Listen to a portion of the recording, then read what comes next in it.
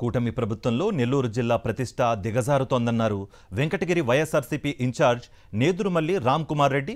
ఏపీలో law and order విఫలమైందన్నారు. అక్రమ కేసుల కోసం పోలీసులను ఉపయోగిస్తున్నారని మండిపడ్డారు రామ్ కుమార్ రెడ్డి.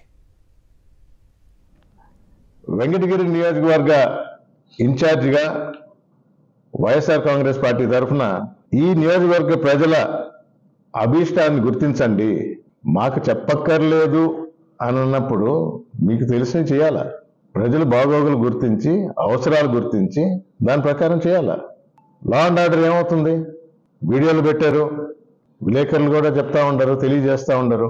పోలీసు వాళ్ళ పనులు కానీ చేయనిస్తే చేస్తారు వాళ్ళు. ఈ ప్రభుత్వం దొంగ కేసులు పెట్టుకోవడానికి వాడుకుంటుంది, కల్పిత కేసులు చూసాం కదా.